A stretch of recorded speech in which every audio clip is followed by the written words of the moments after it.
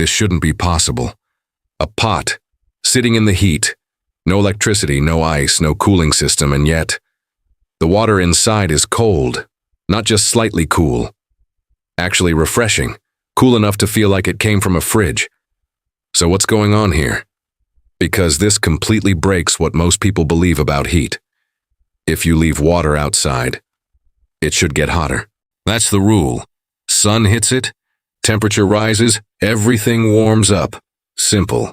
So how can something sitting in direct heat do the exact opposite? Because this isn't a trick. It's something people have been using for hundreds of years in some of the hottest places on Earth. Long before refrigerators ever existed, clay pots. Simple, basic, nothing advanced about them. And yet, they work. But here's the strange part. If you try this the wrong way, it does absolutely nothing. Same pot, same water, same heat, but no cooling at all. So clearly, something specific is happening, something most people completely miss, and that's why this method looks fake to so many people. Because without understanding the system, it feels impossible. So let's test it. Same environment, same day, same temperature outside, 2 containers, one made of metal, the other clay, both filled with water, both placed under the same sun. No shade, no tricks. Now wait, because this isn't instant. And this is where most people get confused. They expect cooling to happen immediately. But this method doesn't work on speed. It works over time, slowly, quietly, without you noticing at first. Minutes pass, then more time. The sun keeps hitting both containers. Heat builds up. The metal one reacts quickly. It starts getting warm, then hotter. Because metal absorbs and transfers heat fast. But the clay pot, something different starts to happen. Not obvious at first. But if you pay attention, you'll notice it. The surface of the pot doesn't stay completely dry. It starts to feel slightly damp, almost like it's sweating. And that's where things start to change. Because that sweating is not random. It's the key to everything. But before we explain that, look at the water. Check both containers. The metal one, warmer, closer to the outside temperature. Exactly what you would expect. But the clay pot, notice the difference. It hasn't heated up the same way. In fact, it feels cooler, more stable, less affected by the sun. And that's not luck. That's physics. But here's where most people go wrong. They see this and think any pot will do the same thing. That's not true. Because just like the underground cooling method, the material matters a lot. So the real question is, what exactly is happening on the surface of that clay pot? And why does that tiny detail completely change the temperature inside? Because once you understand that, this stops being a simple container and starts becoming a natural cooling system. So if it's not magic, what actually makes this work? That's where things get interesting. And also where most people get it wrong. What you're seeing on the surface, that slight dampness, is the entire mechanism, because clay is not solid in the way most people think.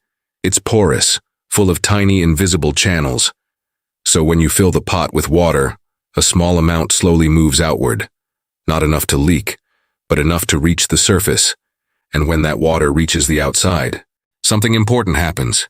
It begins to evaporate. Now, this might sound simple, but this is where the cooling comes from.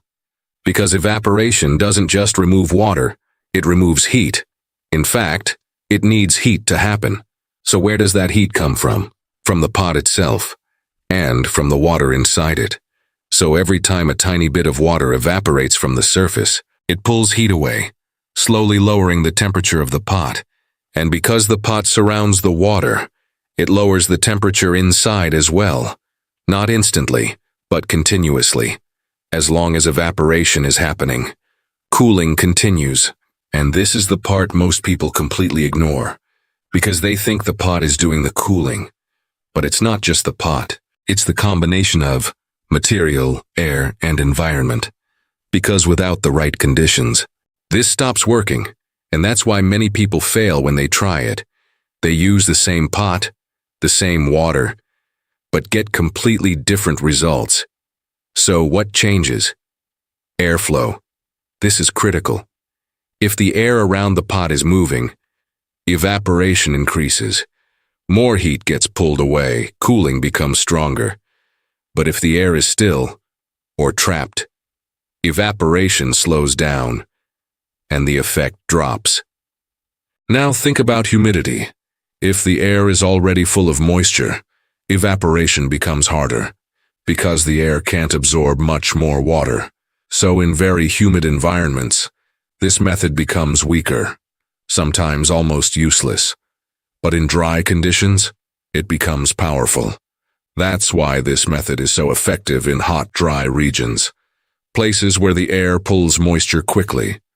So the hotter it is, and the drier the air, the better it works, which sounds completely backwards at first, because you'd expect extreme heat to make things worse. But here, heat actually drives the cooling process. Now go back to the test. Same sun, same containers. But now you understand what's happening. The metal container, no evaporation, no heat removal, just direct heating. But the clay pot, constant evaporation, constant heat loss, a slow but steady drop in temperature. And over time, that difference becomes noticeable. Not freezing, but enough to matter, enough to keep water drinkable, enough to slow down warming, and in survival situations, that difference is everything. But here's where most people make a serious mistake. They see this process and think more water on the outside will make it work better, so they soak the pot or pour water over it constantly. And that seems logical. More water, more evaporation. But that's not how it works, because if the surface stays too wet, air can't interact properly. Evaporation slows down and you lose the effect. So it's not about soaking. It's about balance. A slow, controlled movement of moisture through the clay. Just enough to keep evaporation going, but not so much that it blocks the process. And that balance is what turns this into a system, not just a pot. Because once you understand this, you stop guessing and start controlling the outcome, but there's still one more part most people overlook. And it can completely ruin the result if you ignore it.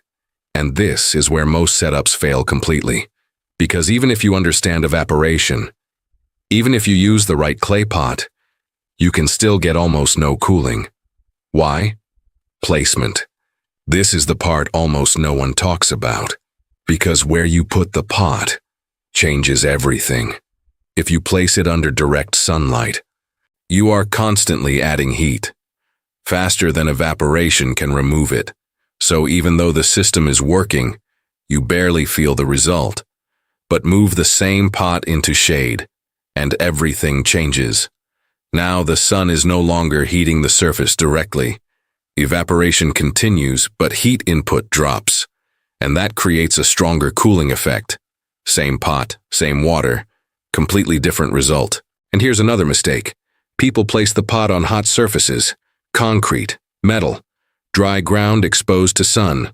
All of these hold heat, and slowly transfer it back into the pot, canceling the cooling. So instead, you want airflow from all sides. Raise it slightly off the ground. Let air pass underneath, let the surface breathe.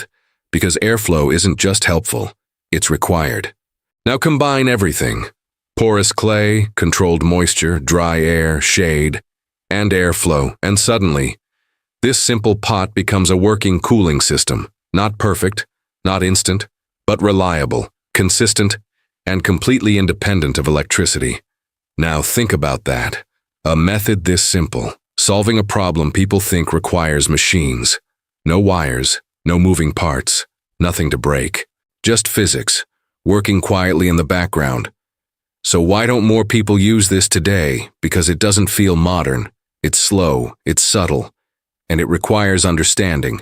But in the right conditions, it works. And once you see it in action, it's hard to ignore because now you know cooling isn't always about adding cold. Sometimes it's about removing heat. And this clay pot does exactly that.